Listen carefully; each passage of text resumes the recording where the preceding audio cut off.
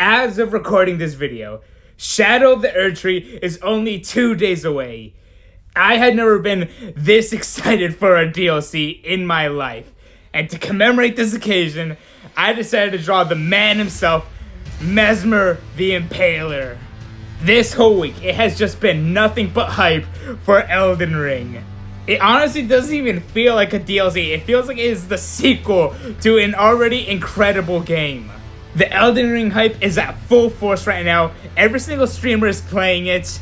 Everyone is grinding to get their characters ready. And everyone is knocking on Mohg's door to kick his ass so they have access to possibly the greatest DLC of all time. Holy crap. All I can do right now is just say, what an incredible journey this has been.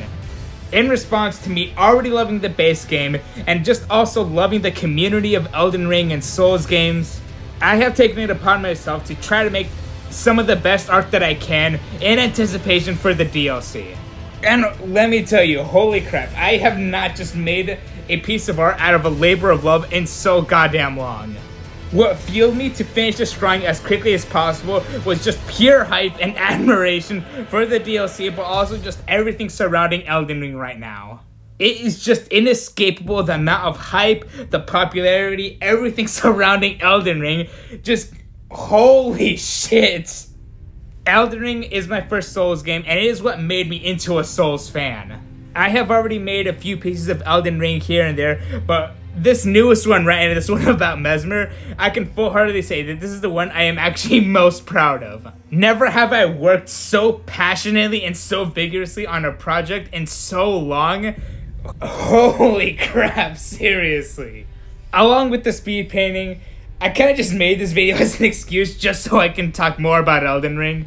And occasionally, I will comment about something relating to the drawing, like my thought process while I was going through my head, that sort of thing.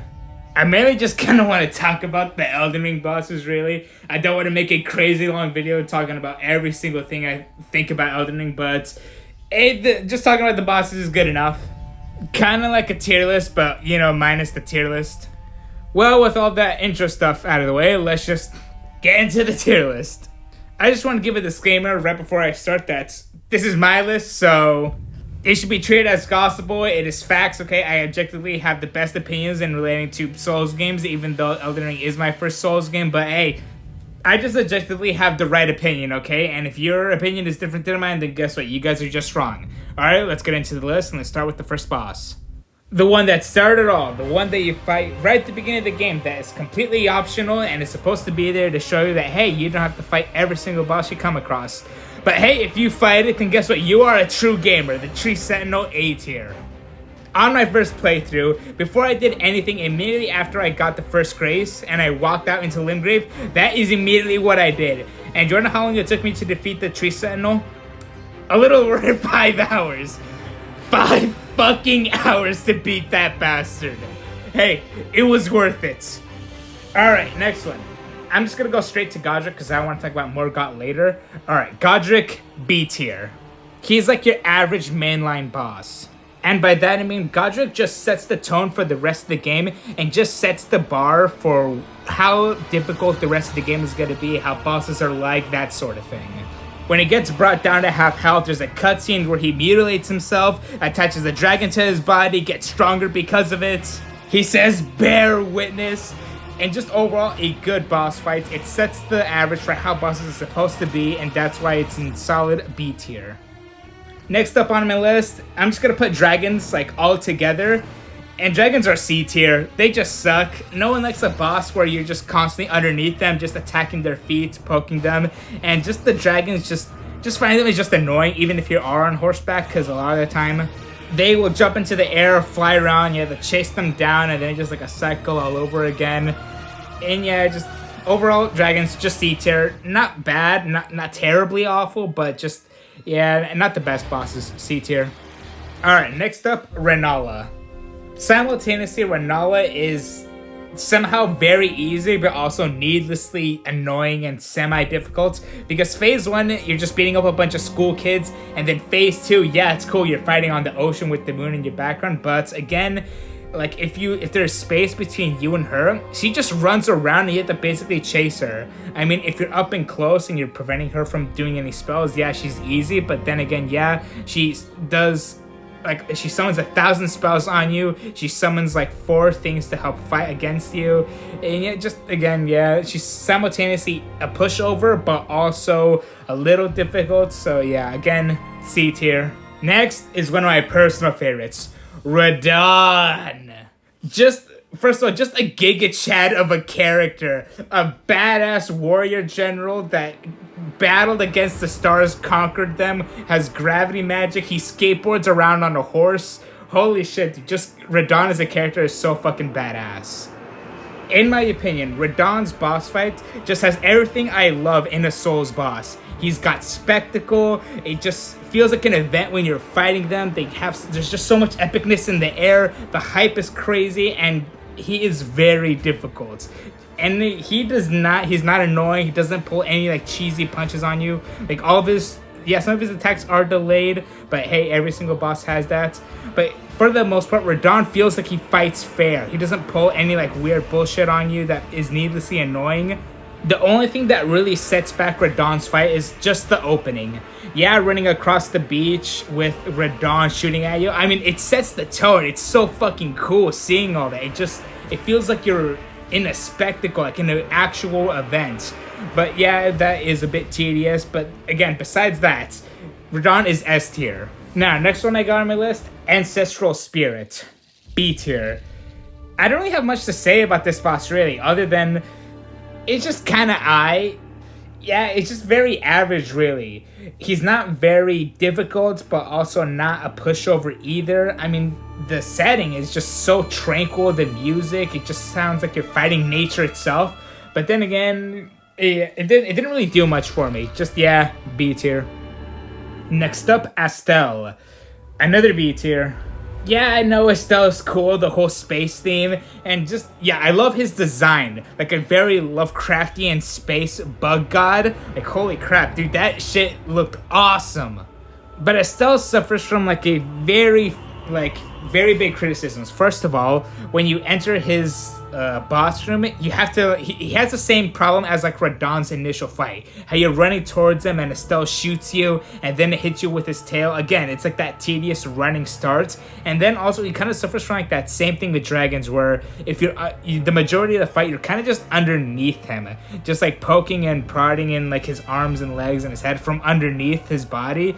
You just can't really get a good look at him. And then, again, I never liked that in a boss fight, which is why dragons suck.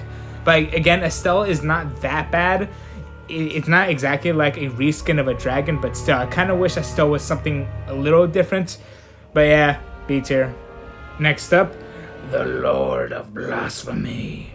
Pray to Rykard. Together!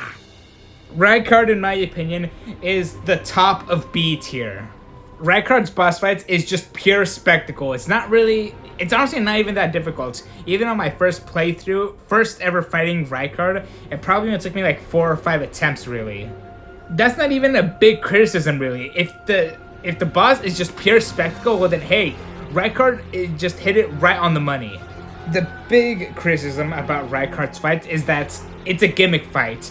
You're only supposed to fight Rykard's boss fight really only one specific way. The game literally gives you a special weapon just to fight this one boss.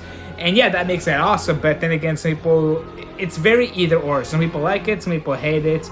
And yeah, if you really wanted to, you could fight him your way, but it's very unoptimized, and that's not the point of the fight. The point of the fight is just for you to just be in awe and spectacle. The boss arena, Rykard, the blasphemy, pulling out the sword out of the snake's mouth. Like, holy shit, just, it's all visual, and I love it. But again, just personal preference, not the best fight in my opinion, but yep, just the very best of B tier. Next up, the Draconic Tree Sentinel. A tier. I feel like I should give some sort of explanation as to why I like fighting these guys so much, but to be honest, I don't even know. I just think it's a really good boss fight, the way these guys are designed, fighting on the horse. The music is epic, and just everything about it. I just like fighting the Tree Sentinels. I low-key think that it's maybe because I spent so long finding them right at the beginning of my Elden Ring journey that I must have some sort of Stockholm syndrome. So like they kicked my ass so goddamn much. To cope with it, I had to go. Maybe I do like fighting these guys, but deep down maybe there's some sort of actual trauma that the game gave me. Hopefully it isn't. I just like fighting these guys. All right, next up, Margit, whatever. First of all, couldn't he have chosen a better name as an alias? Like, immediately when it was revealed that, oh, Morgot is actually Margit. No, well, whatever. It's like, hey, like, Ben Kenobi, do you know who this Obi-Wan Kenobi person is? Oh, well, yes, Luke Skywalker. Like, he's actually me. Besides that little annoying nitpick about just the naming things, Morgot is a very fun boss. To me, Morgot is just everything I love about the combat of Souls bosses. He constantly keeps you on your toes, he mixes it up a fuck ton, and even like when I do get hit, I feel like, god damn it, dude, that move was just so goddamn cool. He does like a quadruple, triple backflip in the air, he pulls out the hammer. Morgot is just so goddamn cool when you're fighting him. I think he's the boss with the most combos, or like the one with like the most unique moves, because it shows. He throws a spear, like a javelin, he's got throwing knives, and he just does backflips, he rolls around, he's just so goddamn cool. And also he has like that Call of Duty legendary skin on his like curved sword. So yeah, Morgot, A tier. Next up on the list, Fortisax. C tier. He honestly just feels just like a bigger dragon, but it's just not as good as Fortisax. Like, Fortisax is just slightly better than just regular fighting dragons. So, C tier. Another one of my personal favorites, Moog, S tier. I mean, I know Moog right now is getting his ass kicked because everyone is trying to get access to the DLC, but dude, Moog just in itself is just, he's so goddamn cool. Just, I don't know, maybe the Omen twins, just thinking about like their whole character arcs and everything. Like, their designs is just so cool. But yeah, Moog, goddamn S tier. I just realized how many more people I have on this list, so I might need to speed things up a bit. Alright, next up, Latenna. Okay, Latenna is like the opposite of the Tree Sentinels. Because like the Tree Sentinels, they actually seem fun, but Latenna just feels like I'm just fighting an oversized wizard. Like, again, just like everything I dislike and like the annoyingness of like Renala is just copy and paste it onto Latenna, but just add the extra movement of like the Tree Sentinel, and it's just like a very annoying fight. Yeah, Latenna, C tier. Next up, I am Melania, Blade of Nicola. A tier. That bitch, it took me over 14 hours to clap her cheeks, but I did it. I fucking did it. I am a god gamer. I don't care that it possibly took me 300 deaths and possibly a bit of my sanity, but hey, that bitch got defeated by me. Next up, possibly one of the worst boss fights in all of Elden Ring, the Fire Giant.